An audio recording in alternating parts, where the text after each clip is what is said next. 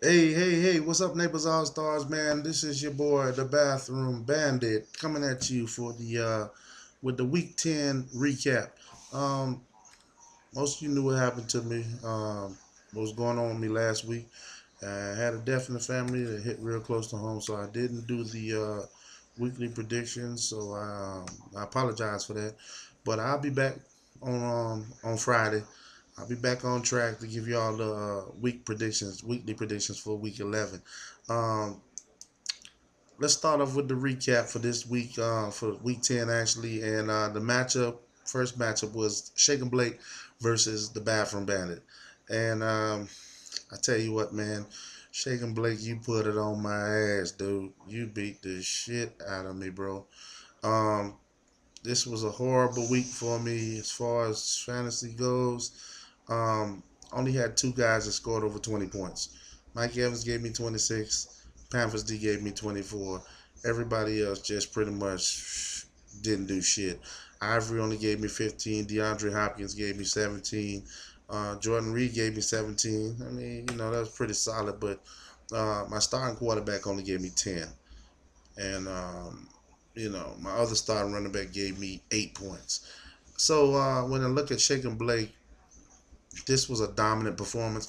By the way, I gotta congratulate you, dude. High score of the week. You're the king of the week this week with 192 points. You had one, two, three, four, five guys that scored over 20 points, and you even had one that scored 18. Palmer had 34. Peterson had 43. Odell had 29. What you got in that goddamn trade along with Carson Palmer? Good trade, by the way, Shaking Blake. Um, LaShawn McCoy gave you 23, and the Steelers D gave you 20. Um, like I said, this was a blowout. You improved to 6-4, and I dropped to 7-3. Next matchup, your mom loves my Spunk Jafil versus the Dick Nose. The Dick Nose ended up pulling this one out. He won by 45 points. So this was another blowout here. Um, and this was attributed to a few things. Um, Not so much on I Love Your Mom Spunk side because he had solid performances. Nothing really great that stood out. He only had one guy that scored over 20 points. The other guys were in the teens. He had two guys that scored single digits, which was Stephon Diggs and his kicker. But 120 points usually wouldn't get you a win unless you have a really good matchup that week. And by the way, there were several good matchups you could have had this week, but Dick Nose wasn't one of them. Dick Nose came to play some damn football. Aaron Rodgers had 32. Lamar had 22. Larry had 30. His defense, the Bills had 26. It was just overall good performance by his team, and he improves to 8-2. And your mom loves my spunk. You drop to 4-6. Next matchup, Chicken Nugget Boys. Nah, you can say what you want to say, man. And like I said, I've been the beneficiary of this. So has Max, and so has Click Commander. But you played CJ, who didn't set his lineup. You had a pretty good week, actually. You had the second highest score of the week with 168. Brady gave you 34. Antonio gave you 49. Grump gave you 31. Um, but all you needed was 1 point to win, so it's really not much to talk about. You improved to 9-1. CJ, you dropped to 2-8. It's fucking shame, dude. Next matchup, we got Click Commander versus the Marauders. Now this was a game. This was a hell of a game. Not. This was the worst fucking best game, the worst best game, or the best worst game, however the fuck you want to put it, of the week. The score, the final results was determined by 5 point differential by Click Commander. He won. Marauders lost. Let me make one thing very clear to you guys, man. Let me say this. Click Commander had one, two, three, four, five, 6 dudes with single digits. His high score was 25 points, which was Tannehill. Other than that, he had two guys in double digits. Amari Cooper gave him 13. Dolphins defense gave him 12, and he won. 86 points. Marauders, I don't understand why you was so now that the trade deadline is over. It just baffles me why you don't trade. You scored 81 points, man. 81 fucking points. You had one, two, three, four, five guys in single digits. Your highest score gave you 20 points, which was Blake Bortles.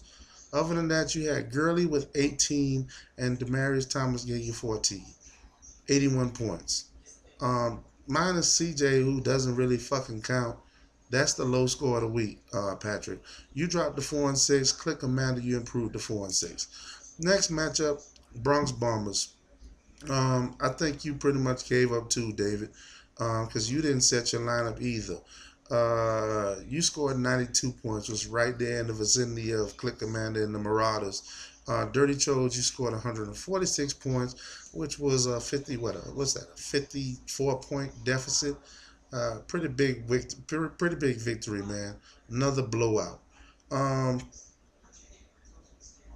Dirty Chodes, you had Newton with 24, Decker gave you 22, Michael Floyd gave you 35, and you still starting John Brown for some reason, who gave you 0 points. But you had a solid performance from everybody else.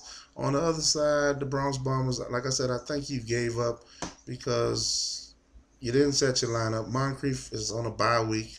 Kyle Rudolph gave you 1. Shane Vereen gave you 4.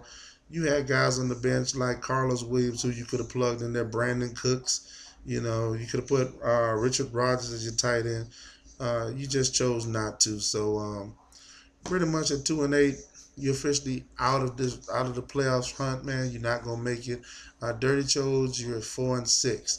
Let me go to these. Let me go to the standings. Not the standings so much, but more or less the playoff race. Playoff race is as stands. Number 1 seed is the Chicken Nugget Boys, 9-1. You got number 2 Dick Nose, 8-2. Bathroom Bandits number 3 at 7-3. Shaken Blake number 4 at 6-4. Now here's where the fun part starts. You have 4 teams battling for the 5th and 6th position in the playoffs. The Marauders, Your Mom Loves My Spunky Field, Dirty Chodes, and Click Commander are all at 4-6. So with 3 weeks remaining, any one of you 4 teams can still make the playoffs. So guess what, fellas? I suggest you buckle the fuck down, pay attention, set your lineups, and set your lineups based on the best possible line matchups that your players have, because every game counts at this point. Every single game, every win, every loss counts for you guys that's 4-6. To all the winners this week, congratulations. To all the losers, including myself, better luck next week. I'll see you motherfuckers on Friday for my weekly edition of Bandits Weekly Predictions. And hey man, even though I lost 2 weeks in a row, I still got confidence, I still got swag. And remember one thing, Bandits run this bitch.